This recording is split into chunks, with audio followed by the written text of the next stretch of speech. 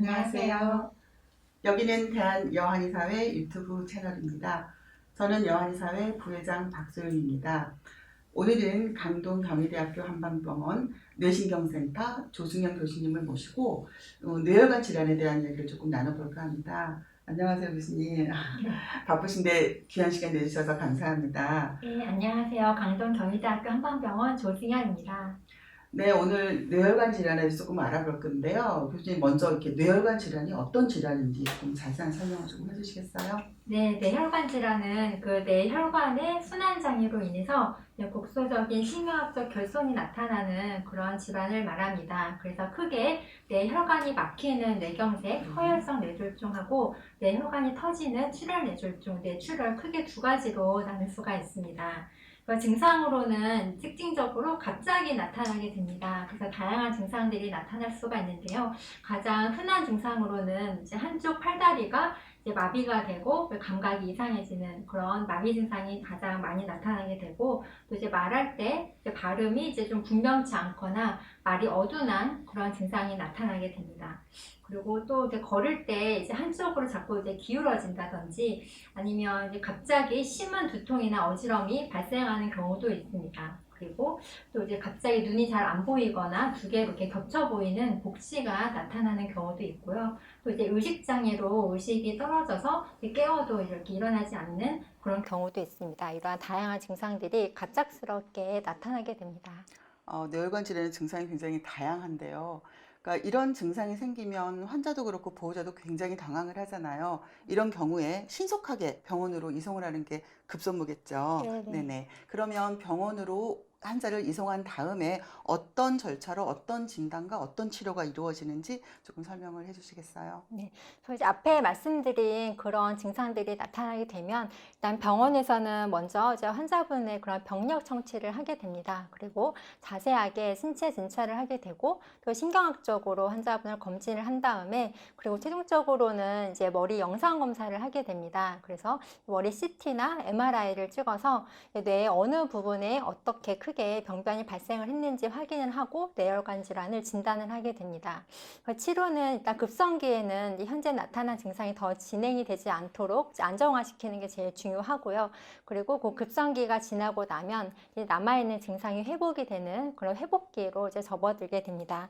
그래서 이 시기에는 보통 이제 침구 치료라든지 한약 치료라든지 또 이제 재활 치료 이런 것들을 병행을 해서 최대한 후유증을 줄이는 것을 목표로 치료를 하게 됩니다.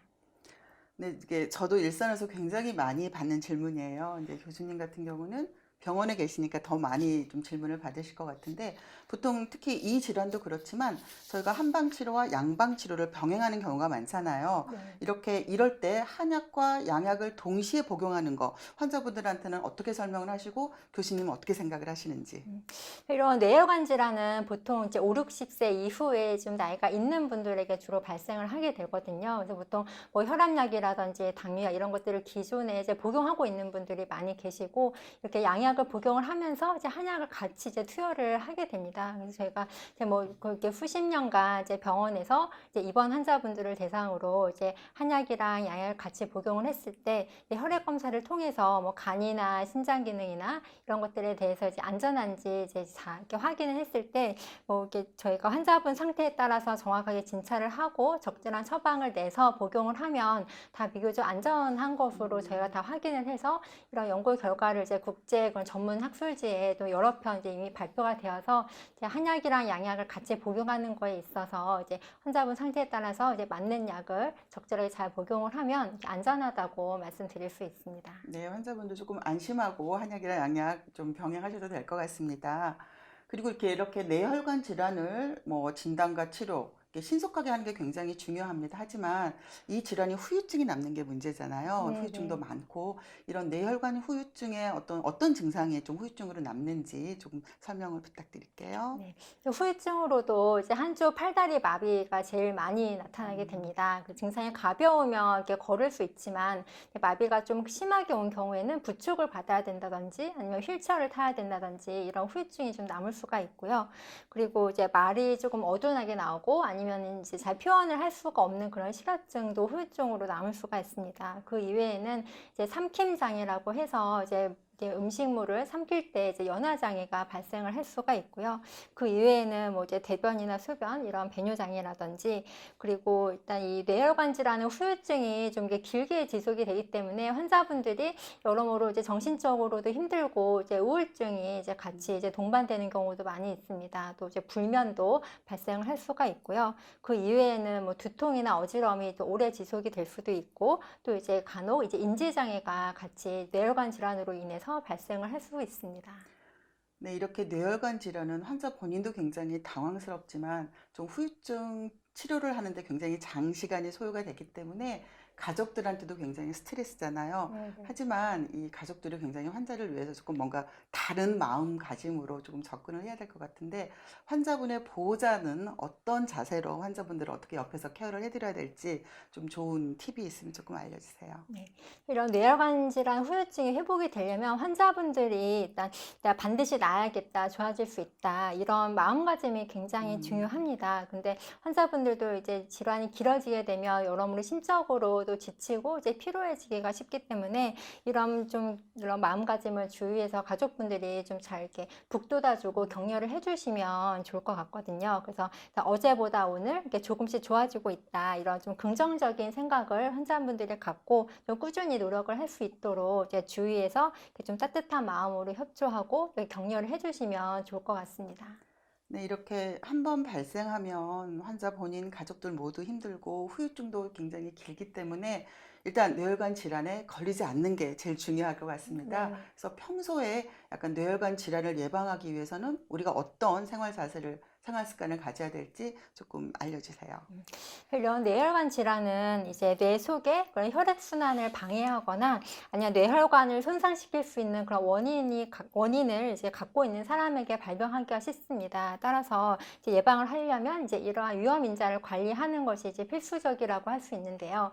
우리가 이제 뭐 고령이라든지 아니면 집안의 가족력이라든지 이런 것들은 사실 우리가 뭐 어떻게 할 수 없는 그런 위험 인자에 해당이 됩니다. 그리고 이제 우리가 노력을 해서 좀 개선이 될 수 있는 것은 이제 앞에 말씀드렸듯이 뭐 고혈압이라든지 뭐 당뇨병, 고지혈증, 그리고 이제 심방세동과 같은 그런 부정맥을 포함한 심장 질환이 있는 분들은 이런 기저질환에 대한 관리를 좀 철저히 하시면 굉장히 많이 뇌졸중의 발생을 줄일 수가 있고요. 그 이외에는 이제 매일 30분 이상 규칙적인 운동을 통해서 이제 비만을 예방하고 좀 적절한 신체 활동이 필요하고요. 또 그 이외에는 이제 식이와 영양도 중요합니다. 이런 음식 관리를 통해서 뇌혈관 질환의 예방을 하는데 이제 도움이 될 수가 있습니다. 또 이제 한방 치료로 저희가 좀 도움을 드릴 수가 있는 부분은 이제 각 개인의 그런 상태라든지 체질에 따라서 그런 기혈의 구조화를 이제 보정을 함으로써 뇌혈관 질환을 예방하는데 저희가 좀 도움을 드릴 수 있습니다. 네, 오늘 이렇게 뇌혈관 질환에 대해서 조금 자세히 알아봤는데요.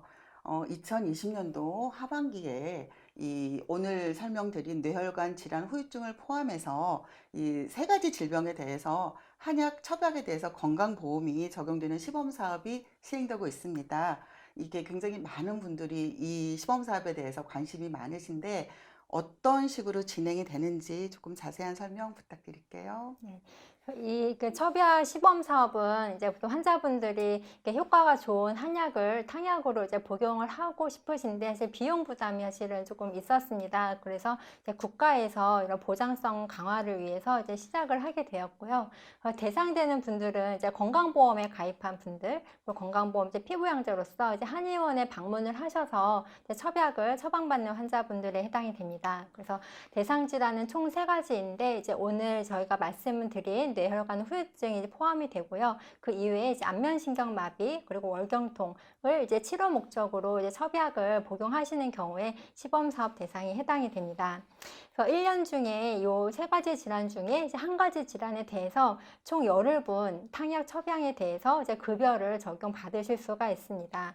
그래서 구체적인 방법은 이제 시범 기관으로 선정된 그런 한의원에 방문을 하셔서 저희 한의사의 그런 자세한 진찰을 받으시고 이 시범 사업에 참여하는 것에 동의를 하시면 이제 저희가 이제 다른 한의원에서 이제 처방을 받은 이력을 조회한 다음에 환자분 개개인에 따라서 맞는 적절한 첩약을 처방을 해드리게 됩니다. 그래서 최대한 1년에 열흘 번까지 처방을 해드릴 수 있고 거기에 따라서 환자분들이 이제 탕약을 복용하실 수 있습니다. 자세한 설명 감사드립니다. 좀 시청자분들이 좀 많은 도움을 받으셨으면 좋겠습니다. 모든 질환이 그러하지만 후유증이 제일 걱정되는 뇌혈관 질환 첫 번째 예방이 중요합니다. 그리고 혹시 이 질병에 걸렸어도 관리를 잘해서 최대한 후유증이 남지 않도록 관리해야 된다는 점 마지막으로 강조하면서 오늘 방송 마치겠습니다. 이상 대한여한의사회 유튜브 채널이었습니다. 감사합니다. 구독과 좋아요 부탁드릴게요.